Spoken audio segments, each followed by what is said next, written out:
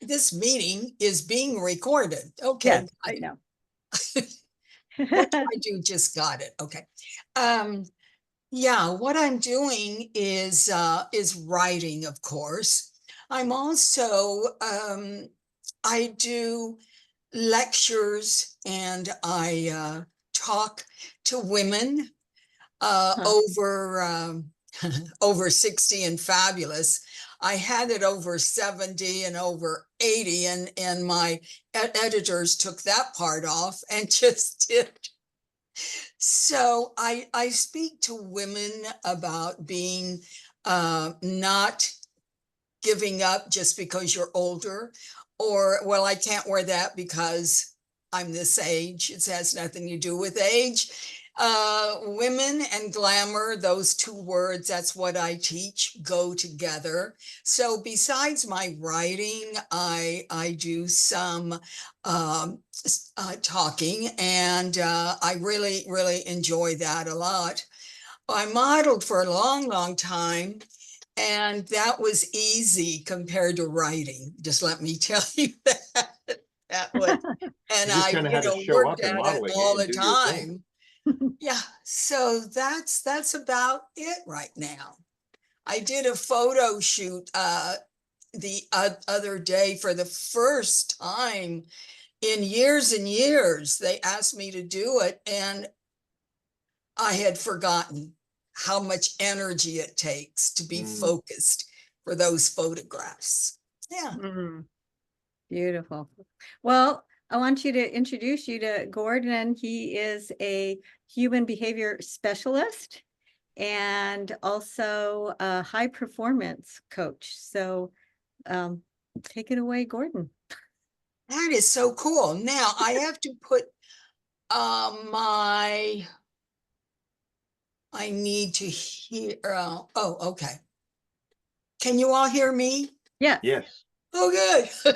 Okay. Can you hear So us? y'all, Gordon, speak up, because I'm looking Well, for. I've got professional microphones and a professional sound studio here, so I don't know that I can put it any louder. So it's got to be forked on your end. You have to adjust. Oh, your it's my volume. end. Okay, that's okay. Yeah. Not So video, pin, rename. Okay. well, welcome to the session. Sandy and I have been working on trying to bring a communicate to connect platform to people's lives. We all communicate, but few people connect. We all have a tendency to speak our words and our values and things, but are we actually connecting with other people? Part of my history in training, I've been a leadership trainer for over 30 years, human behavior specialist. I work in the human behavior model called the DISC model. It's a communications personality awareness, character awareness type program. And what we do is when I work with my companies or when I work with my sports teams, of which I'm a former sports enthusiast, played professionally in the hockey, ice hockey, being from Canada. I love ice hockey. I'm from the So, Midwest. Yeah, I love played that. and coached it. I still currently referee and coach, as I've been coaching for 44 years and won multiple championships. And that's why I'm able to coach coaches. But not every coach likes to be coached because they all think they have the solution to every problem, right? And so when they're not winning, right, they lose their positions, they lose their contracts, they lose their jobs because they're not communicating effectively to reach their athletes. Now, you should think that, well, there's just one kind of person who's an athlete. Well, no, actually, there's not. There's not one. Someone just admit, there we go. So when I started to work with coaches, I created a company called Coaching to Connect. And my current platform is called Coach to Connect. And what I try to help individuals do is learn the language of communication through the DISC model. What the DISC model does is it gives you a point of reference.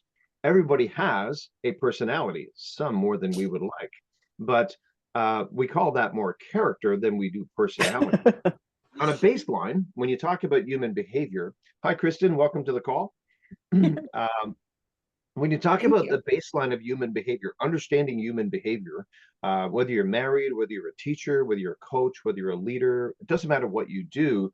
When you're communicating to connect with other people, you should know a few things. You should know the way they listen, the way they learn, right? The Yeah. way they receive information.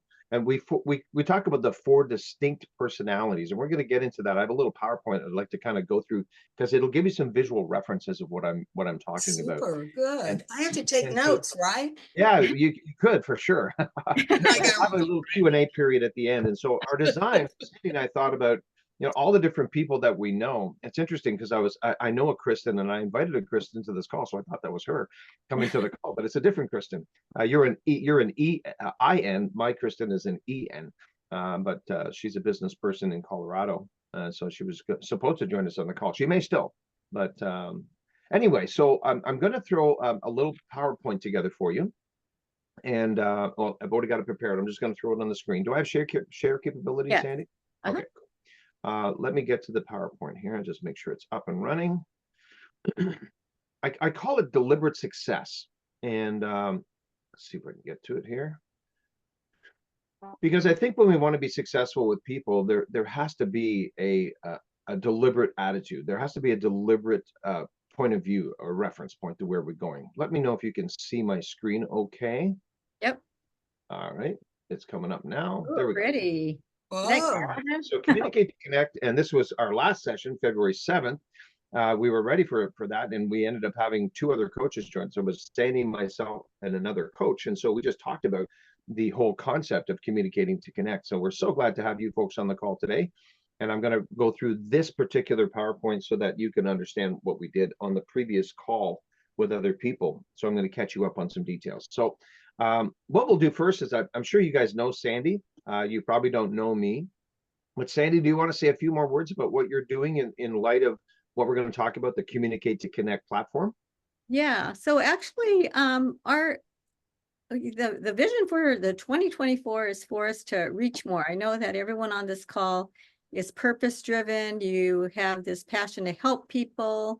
You want to connect with more people. And so these are tools that will help us to actually get further than just one-way conversations. We can actually get deeper in being able to read people better, being able to be a little bit more strategic on our approach and our delivery, and also understanding ourselves and why we do the things that we do, the way that we do, and what we can change to improve in 2024.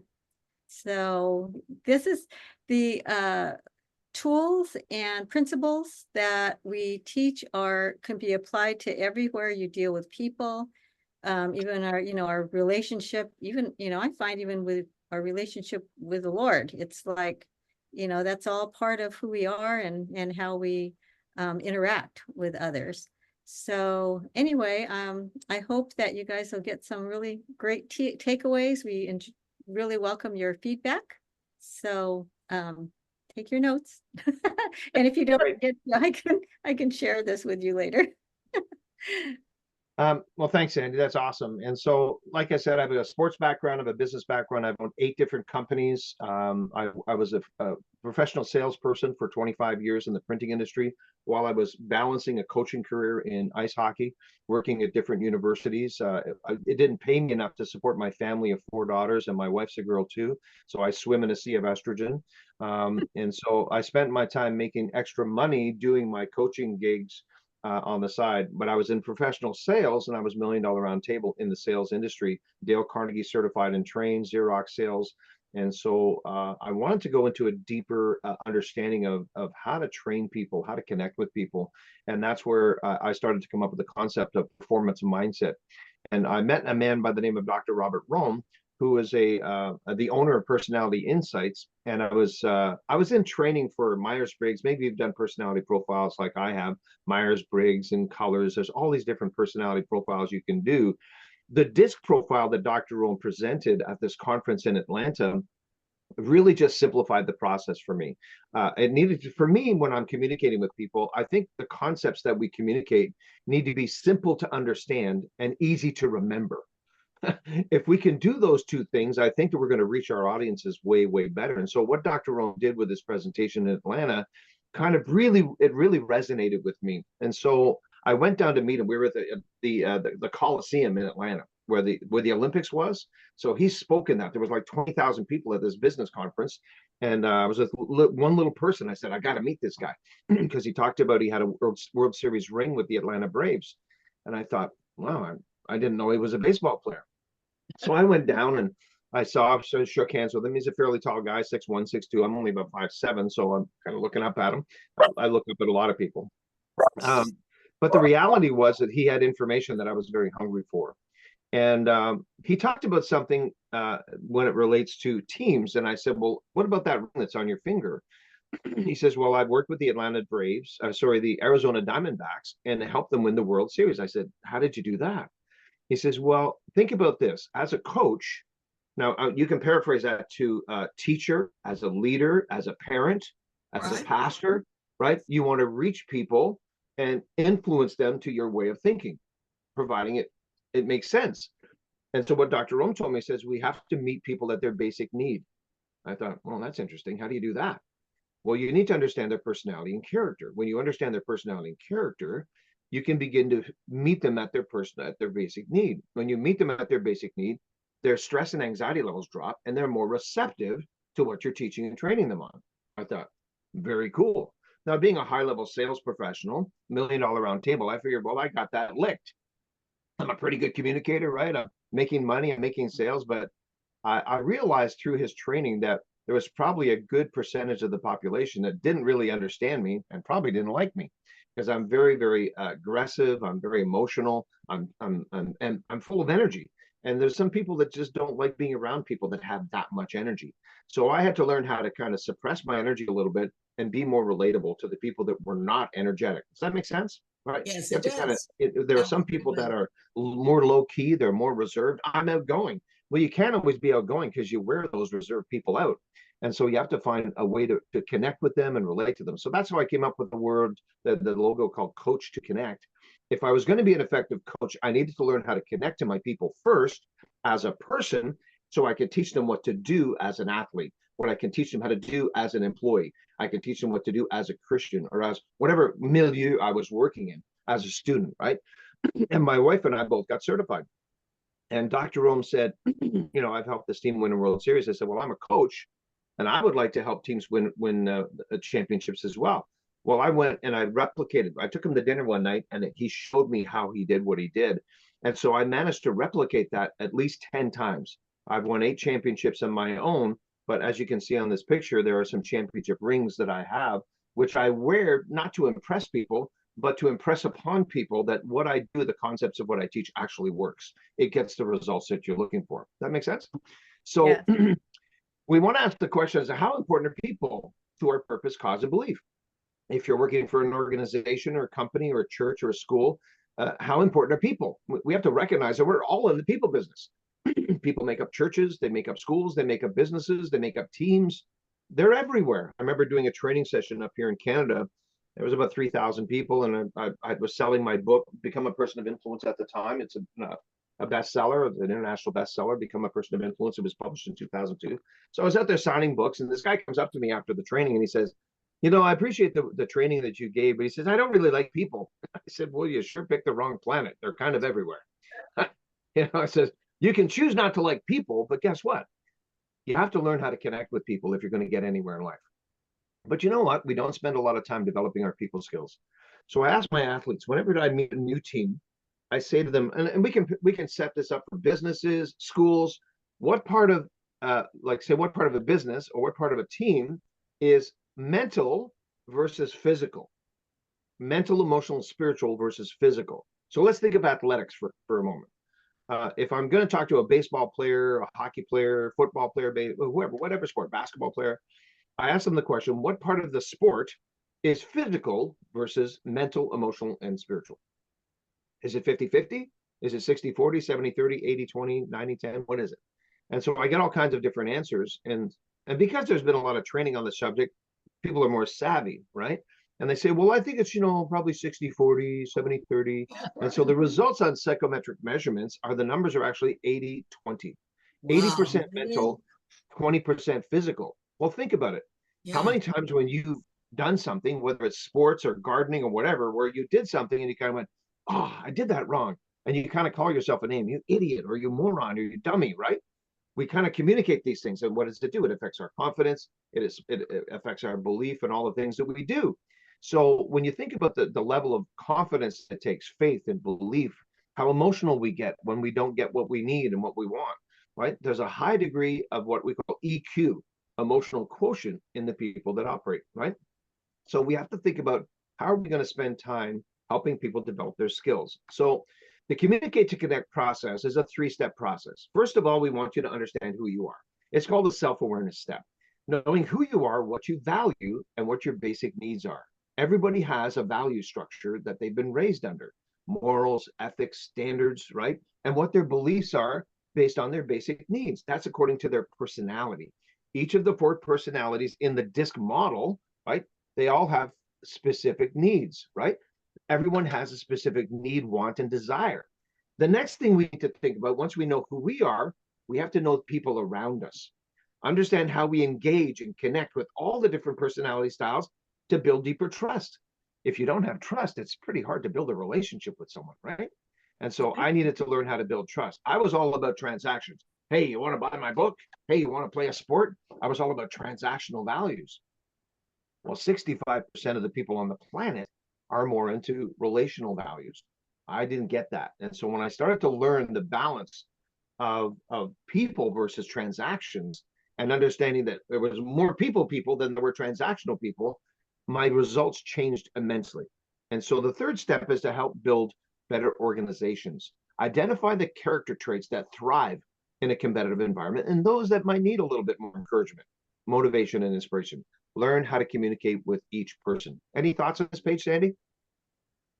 No, I'd like to hear if anyone has any questions or if it resonates. Go ahead, Rhonda. Yeah, Rhonda's got her hand up. It makes so much sense. It's excellent. Excellent. Yeah. Gordon, what you said, I really related to about being transactional, because a lot of like what I'm currently doing to like for fee is transactional. I solve problems. Everything comes to me, and I've got to make it work or find how to make it work. I used to work for a company, and I was doing tech support in that company. And so one time there was a woman, and I was kind of frustrated just because we'd have a lot of stuff to do and it wasn't getting done because she was just, so I finally, I think I was rather hard on this person, and we had a terrible nickname for her. And I'm going to tell him myself, we used to call her Mad Dog because her initials were MD, because that was the way she approached her work. Okay, I'm embarrassed. I had a manager sit down and talk to me. He said, Rhonda, the people are always more important than the work. And that really has, not that I have mastered that, but Marty Eifred, wherever you are in the world, bless you for putting that. And I mean, I didn't get fired. It was just more like, approach it this way. Yeah. Make it the relationship, help her, it's good that you get the work done and you want to do it, but it's more than that. 100%. And that's exactly, that's the key, is what we're talking about is, I heard an expression from Dr. Roman. It was good. And I've kind of memorized it, so I use it all the time. You have to recognize that people in the world are human beings, not human doings. Right? We're human beings, not human doings. So of course, I was trained in the Carnegie Sales Foundation and Carnegie Training Systems, and I became certified in that. But the Carnegie Foundation and Harvard University did an actual study way back in 1918. And in 1918, they were with the School of Engineers. And of course, engineers are very transactional, right? They want to get there. Like you said, Rhonda, they want to solve problems. They want to build bridges. They want to build buildings. And there's equations and processes. They have to follow certain steps, right? So they become project managers.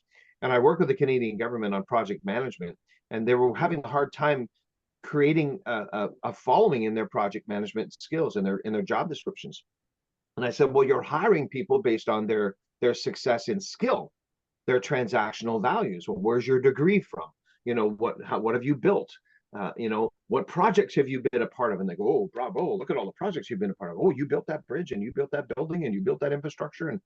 But they don't realize. And then I said, well, I'd like to have some contact with your former employers and I did some surveys. I said, you know, did you enjoy the job? What did you like about the job, and what did you not like about the job?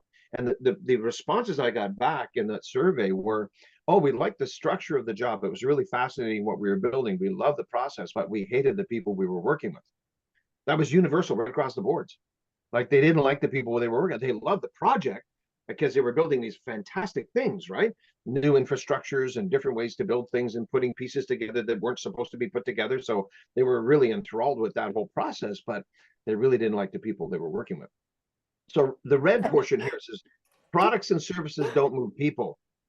People move products and services. Doesn't it make sense? We need to get the people side right. Because the Carnegie Foundation was 85-15. I'm laughing at myself because it's like sometimes the people I work with, I just want to go, oh, God help me. I'm gonna hurt them if they continue doing what they're doing. I know. And I'm just thinking, I have a habit that I'm told by my sister. It's not a very nice habit, but I'm so ingrained in fashion and style and all of that. And if, you know, I'll go, well, why does she wear her hair that way? And I have to get past that and do who she is and the people. And it was a big thing for me, and still is, because I get called on it and I try not to do it.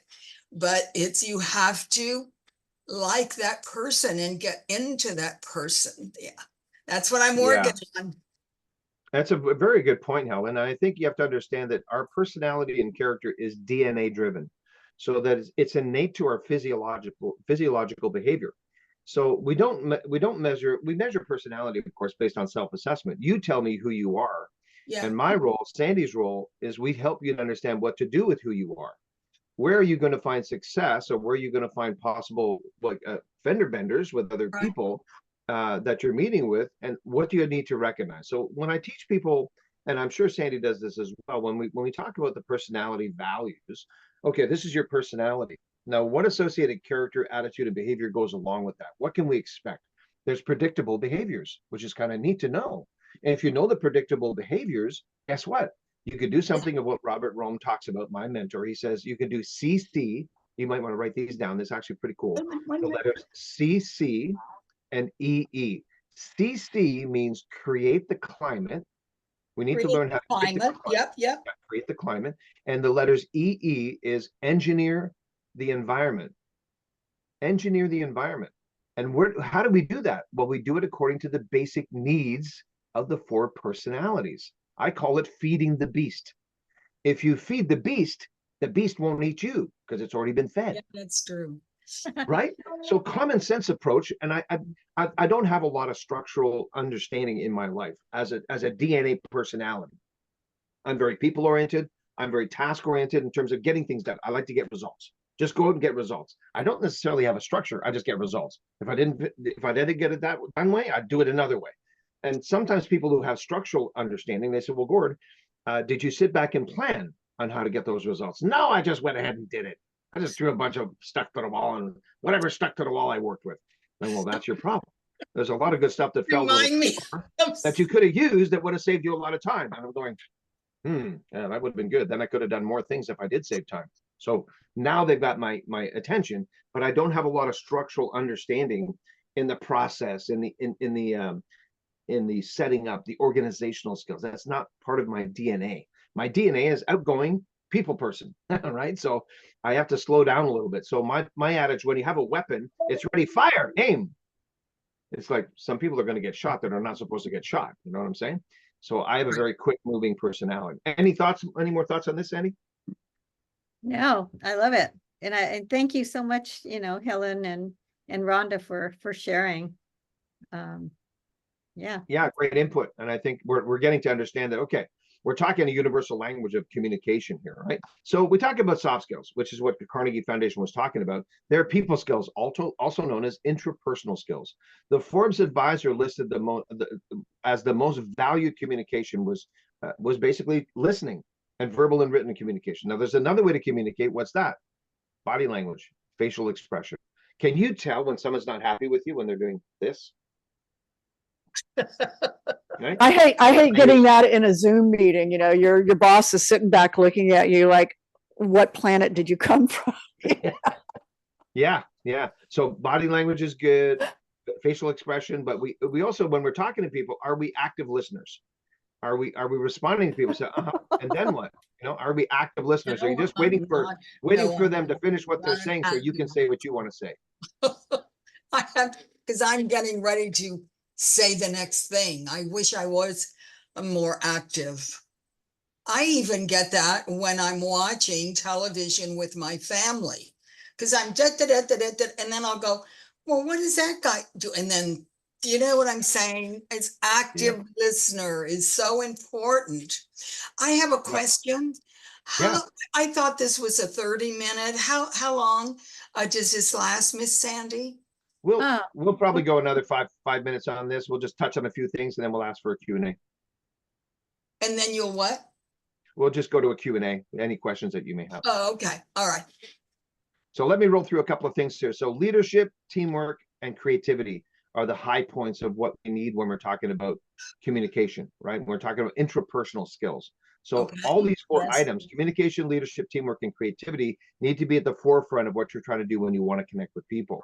So when you want to talk about communication through personality discovery, we use the DISC model: outgoing, reserved, task, people. So there it is.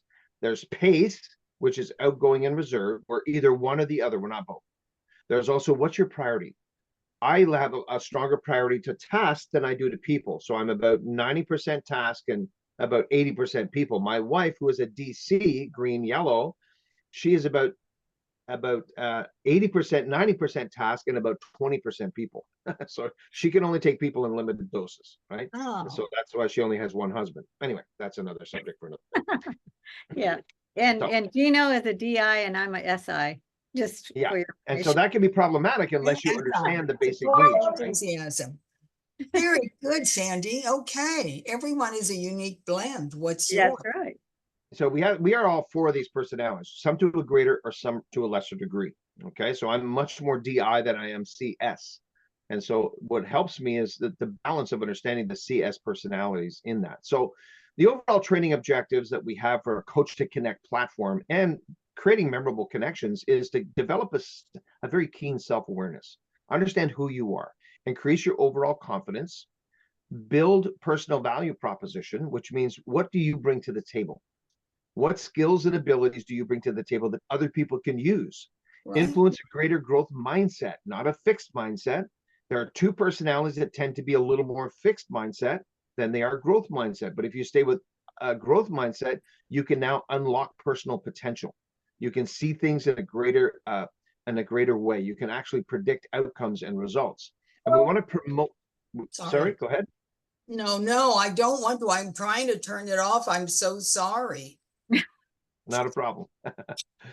Promote strong relationships with one another, right? We are better together, right? And we want to empower performance excellence. That's really what I try to do, is to empower performance excellence. So let me show you a little something just on culture, and then we'll end our session for today, and we can open it up to just comments and questions. So when we try to create a culture, like to create a climate, that's also known as creating a culture. The standard cultures today are like this: leaders, managers, supervisors, leads, and employees. Okay. Now, there's a perceived gap between this group and this group. Right. Right. So there's always a, well, they're in the management, they're in the upper office, they're the one that got their noses in the air. They don't understand us workers, right? And it's like this in almost every area that you go to. So what we're trying to do is we're trying to create what we call a shared values culture. What it does is there's no hierarchy in this, because it's based on attitude, behavior, and character. So you put them all on the same page. Everybody is followed under the same values. It's not about performance. It's about who are we? What do we believe in? What's our ethical values? What's our moral value? What's our communication platform? What we talk about is a culture that is values based, levels the playing field. So a leader has to treat the new employees the same as they would treat a supervisor, and employees need to treat supervisors the same way they would treat the CEO of the company, right? So when we talk about creating a values-based culture in communication, it requires training, because guess what? A lot of people haven't been trained to do this, right? So we have to make sure that we have that. And that's what Sandy and I do, is we bring an awareness to helping people understand who they are, Those are what they emails. do, how they do it, and why. Yeah, that's number one. It's the awareness. And I was just talking with Sloan because she, as a vocal coach, helping people to use their voice to communicate and connect with others. And it's all with connection. There's a lot of one-way, conversations, and there's just so much noise out there. Yeah. That's Yep. where we want to make the difference. It's those that really want to have a greater impact, really make a difference. Well, it begins with understanding yourself and knowing how to reach people more effectively. And I think when I speak to my teams, Right. and when I speak to my corporate teams as well, I said, well, everybody in the room, if we're with 300 people or 3,000 people, I said, when you feel good about who you are, is everything you do better? When you're feeling good about who you are, normally, typically, everything tends to be better. So the ideal is to create the climate to help people feel better, and engineer the environment where people feel celebrated, not tolerated, right? If people Right. feel celebrated, they're going to do better work, not tolerated. So we want to create that culture where people feel celebrated, right? And I go to a gym to work out, and I pay the extra money to go to this gym because they make you feel good when you walk in. Right when you walk in, there's this one guy that works at the front. He's a big black guy, and he said, my nickname's called Gordo. They all know me, they call me as Gordo. I know it means fat in Spanish, but I'm not. But and I walk in and say, hey, Gordo's in the house. Gordo, well, everybody goes, hey, Gordo. It's almost like cheers, right? So it's amazing the culture that they've created in this little workout center here in Almont. And you just love going there because you feel like you're waiting to go there, even if you're right. dragging your butt, and you go into the gym. They go, hey, Sandy's here. Hey, everybody goes, hey, Sandy, and everybody knows everybody's name because You have to get out and about. You have to see people. You have to relate to people. You must do that, because I can find myself, let's see, do I really have to go work out? I really have to go work out today? Yeah, you do.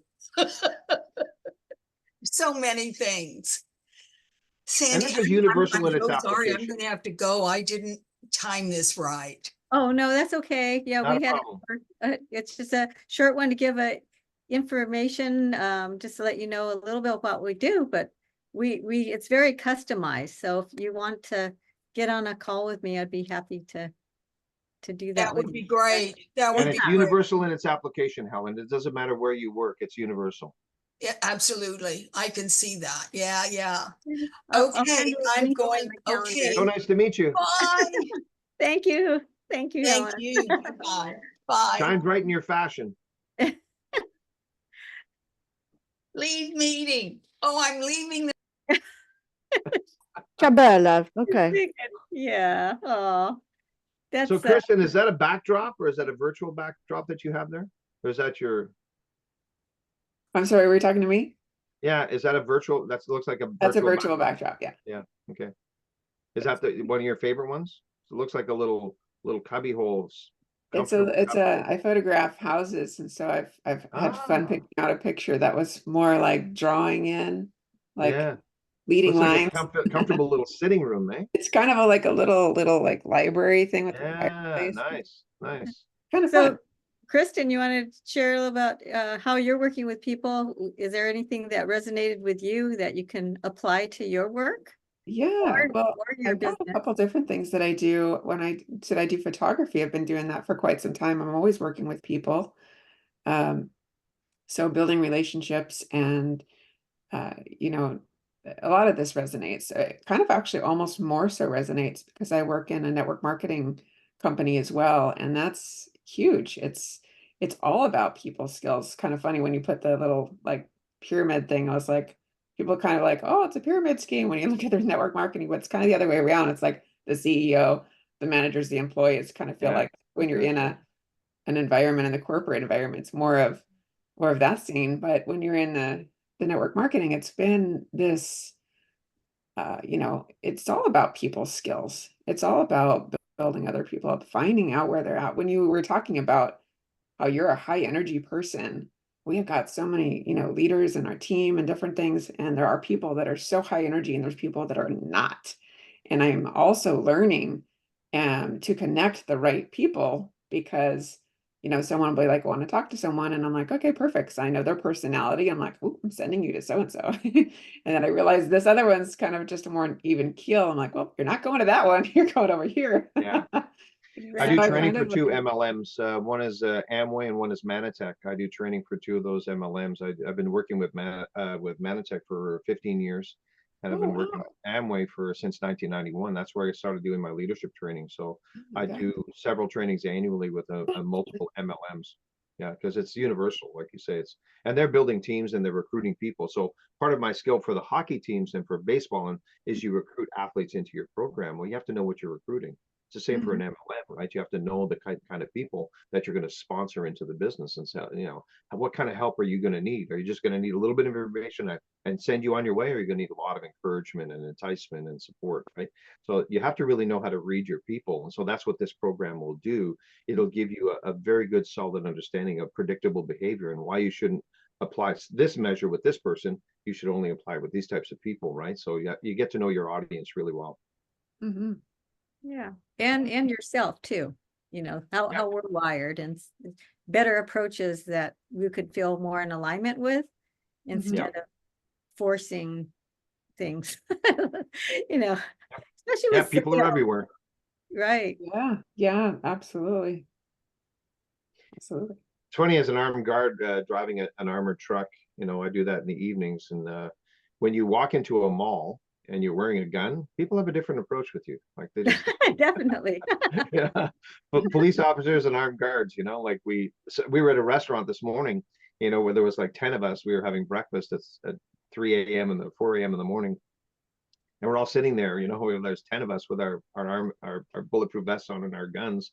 And the waitress didn't want to come and serve us. She says, I don't know, I should come over here. That's no, we're fine. We're perfectly safe. Right. We transport money, millions and millions of dollars. So we have to be armed and protect the money for our clients. But it's amazing when you walk into a place how a weapon on your hip will change the behavior in people. It's just really interesting to watch that happen as a behaviorist.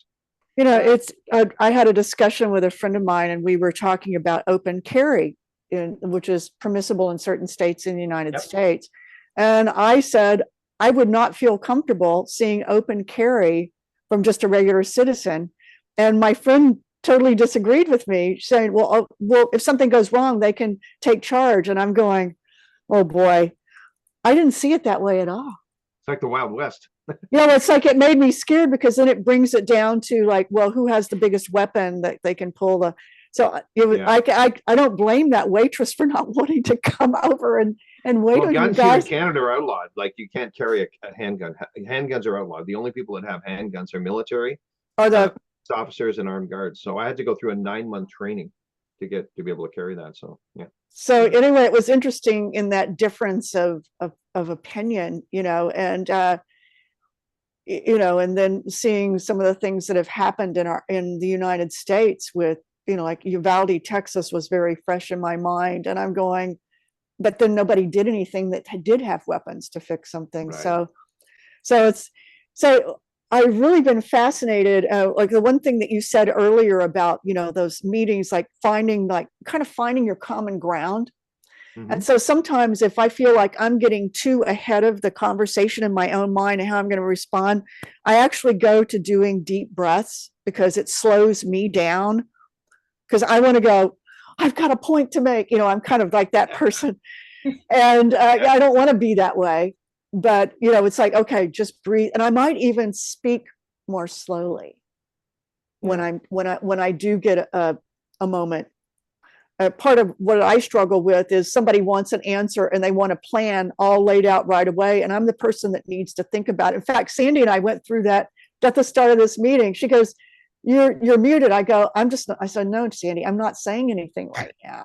She's thinking, she's processing. Exactly. I'm a deep thinker. that's my, I don't know if my disc thing, because I can't remember what my disc thing, Sandy could probably, anyway, I don't remember what my disc thing said, but I sometimes need to walk around. You know how a dog needs to get ready for bed? You know, they walk around their bed. I'm that person. Yeah. And And that's a great point you make, Helen. Sorry, Rhonda. Is that when you look at the disc model, okay? When you look at the disc model, Mm-hmm, now, when you understand D's, and you see the little word under this, D's are firm, mm-hmm, I's are fun, S's are friendly, and C's are factual. Okay, see mm, that? yeah. So when we talk about creating the climate and understanding or engineering the environment, when I train my athletes and coaches and leaders and all the people like the teachers, right? Even presenters, you say, okay, well, I'm stepping into an environment. Here's the question you want to ask yourself. What's required of me now?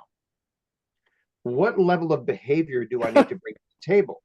Do I I'm need never fun. do I need to be a D? Do I need to be an I, S, or C? What's my audience need from me? mhm. What does my clientele need from me?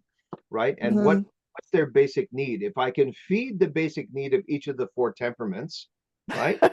I can actually create the outcome that I'm looking for.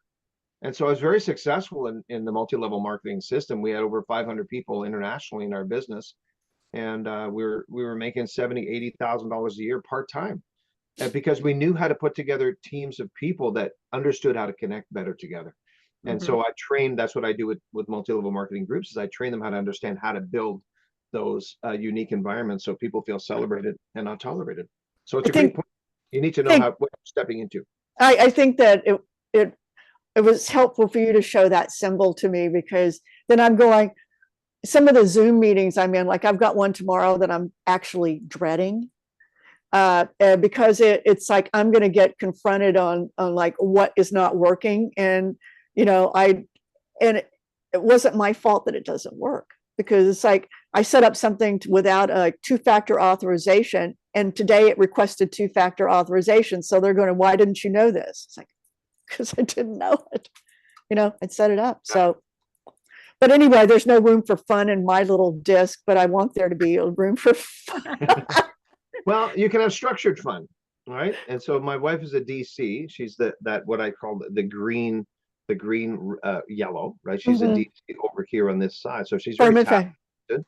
And so she teaches kids in elementary and middle school. And I said, well, what are you doing to have fun with the kids? She kind of looks at me going, I've got a curriculum to teach. There is no fun. And you know, it's like there's Sandy, probably like that these are control in like kids. when you think middle school, I'm going, oh my goodness, I couldn't do that. Well, think about it. We want our work to be enjoyable, right? We want to produce results, but we want it to be enjoyable. So you can put structured fun in. So what my beautiful wife said, she scheduled 15 minutes of fun. There we go. I said, This is hey, that's a start. That's a start, right? It's a start. So this is awesome. so So hopefully there Rhonda, are you some can, things that you heard today yeah. that you can implement in your life. And I think you want to talk to Sandy about some of the trainings that we can provide to help you to understand how to create the climate and how to engineer the environment to reach the basic needs of individuals that you're working with, so that you can create a structured plan that's going to be unique to each individual, because we are different. Our fingerprints on both our hands are different, just like everyone on this call has a different retina scan. They have a different voice pattern. They have a different fingerprint. We're unique, right? We're totally unique, and our personality is somewhat unique to ourselves as well. But So I if want we, to, I want to be, I want a little happiness for myself too. I want to reach my, you and know, you should, yeah. and you Okay. should, Schedule it in, Rhonda. yeah, you should. Absolutely, right? You absolutely, and that's why that first step is self-awareness, right? Mhm. Self-awareness, and then know the people around you and know how to build bigger organizations. So it's a three-step Right. process. And Sandy mentioned that earlier, that it's self-awareness really is the Yeah. first leading chapter in what we're trying to understand here is, who are you? Right. What are your basic needs, and where are you going to operate at a high level? But then remember, you want to connect with people, not just be someone who's doing things. You want to be able to connect with other people. So it's a Which, mind-body, mind-spirit connection, right? So there's a Okay. combination, but it all starts here. What are you thinking? What are you thinking? What are you feeling? And what's your spiritual entity? What is it all about, right? Okay. and another thing is that in addition to self-awareness, understanding others, then you can understand who has the strengths that you need to draw from and who can you offer your strengths so that you can Yeah. build a better team. And so Okay. we also coach teams so that, just imagine if everyone did their DISC assessments, we've got their graphs, we can help explain what they mean and help the team work more effectively by acknowledging their personality strengths and where they need to work. It's fun. Then you can throw in the fun because fun to one might not be fun to the others. You gotta figure that out too. Yeah. But My website is performancemindsetcoach.com. If you have any questions, but I encourage you to get connected with Sandy and talk to her about how she creates memorable connections. Her and Gino have a wonderful program that they work together with people on. She understands the DISC model, and so be sure to get in touch with Sandy and find out what she can help you with. And I think we have another session in 2 weeks' time, eh, Sandy? yes, We have one more? hold on, March 6th. So what we'll do is we'll review the small PowerPoint that I had just in lesser detail, and we're going to get to another level of teaching on creating cultures that work. How do you create a culture that works, and what are some of the pieces that you need to understand about what is that culture about? How do we make it work for everybody? Because not everybody's necessarily transactional. Not everybody's relational. Sometimes we're a balance of both. But how do we make that all work? How do we make it come together? And how do we perform as a unit? How do we celebrate everybody so that they feel good about what they're doing within the team? Yeah, That's how we win championships, right? We win championships with people. That's you start winning with people, and the rest takes care of itself. yeah, relationships so important, especially with within your group, within your work, within Kristen's your company with the marketing groups. That's all important within a family, the church. Yep. Where you go, you gotta I tell people all the time, Sandy, that I ask them this question: who is the greatest recruiter that ever lived? Who's the greatest recruiter that who would be built the Jesus. longest running organization the world has ever known? Jesus. Yes, Jesus. Yeah. Jesus Christ. Yeah. He recruited 12 men into an organization that still operates today. There is no other organization on earth that can say that. And one man brought those people together to operate under the same message. That's cultural awareness. That's emotional awareness. And that's building an organization that's focused on the singular task of winning people to God, winning people through Christ to God. But he's the greatest recruiter that ever lived. So if you go back now, how do I want to build my organization? Use the principles that he taught us in the parables, right? It's kind of cool when you think about it, right? You don't have to be religious or follow a faith, but I happen to have a faith, and I use that as an example. If you want to be successful, you want to win a championship, who do you talk to? Someone who's won a championship, right? At MLMs, who do we bring in to speak at organizations? The people that have achieved the diamond, the platinum statuses, right? That have got these organizations all over the world. Well, how did you do that?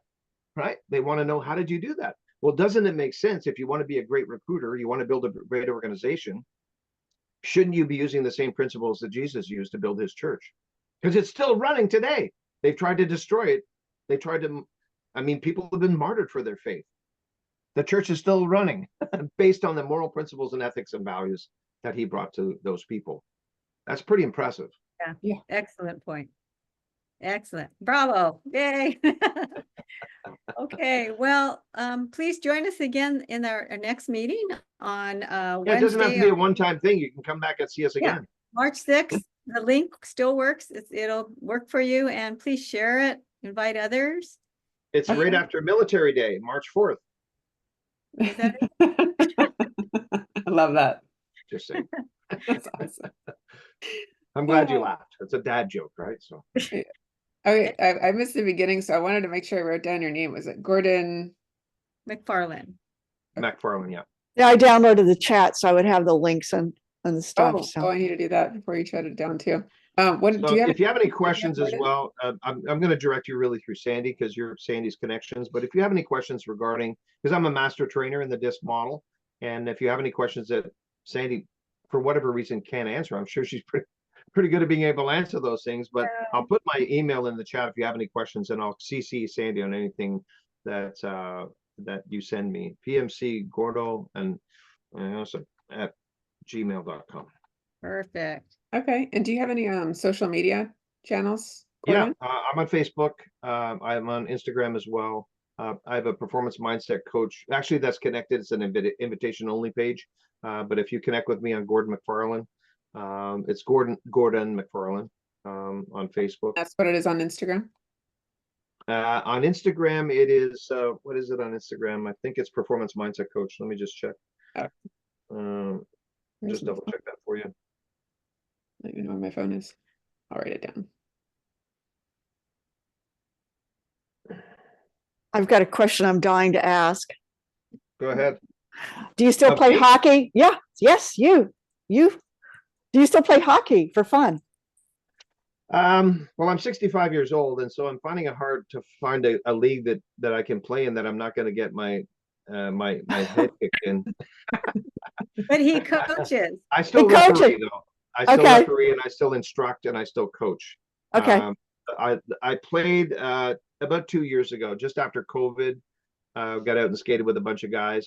Having played at a high level, it's like riding a bike. You get back on the ice, and your mind says you can do things. Your body just doesn't respond very well. Okay. Well, I wasn't asking. I didn't really need you to tell on yourself. I just thought, well, it seemed like it brought so much to your life that it's like you were probably still in with the stick. In fact, I kept kind of like, I wouldn't want to face off with you with a stick. Yeah. As a fitness guy, I'm a performance mindset guy, but I'm also a strength and conditioning coach. So I'm in fairly good shape, and it helps when I'm, trying to wrestle money back off people that are trying to take it from me. When I don't have to use my weapon, right? So yeah, it's been good. Hockey's been very, very good to me. Like Pete Rose said, baseball's been very, very good to me. Hockey's been a great life. Everything I have in my life is connected to the sport. Mm-hmm. All the people that I've met, how I got into MLM in the Amway business was a hockey coach friend of mine. I met Dr. Rohn through hockey, and getting an invitation to this business conference. So I met my wife through hockey. She's a former hockey player. Wow, so I didn't know that. Hockey's been very, very good to me. So a lot of the business that I have in my coaching business is connected to sports and hockey. So $6.5 million in revenues in my coaching business. So yeah, I have no complaints at all. Very, very pleased. Well, thanks for sharing that. It kind of gives you insight into, it's like what makes you tick. What's that? Yeah. That sports is an excellent model, Rhonda. If you want to teach kids about the value of teamwork, sharing, die to self, a lot of Christian principles, providing they're in a team that has good teamwork aspects, you can learn a lot in a team about how to grow up with family values, because you work for it to help each other, right? And that's what we do in families. That's what we should be doing in families.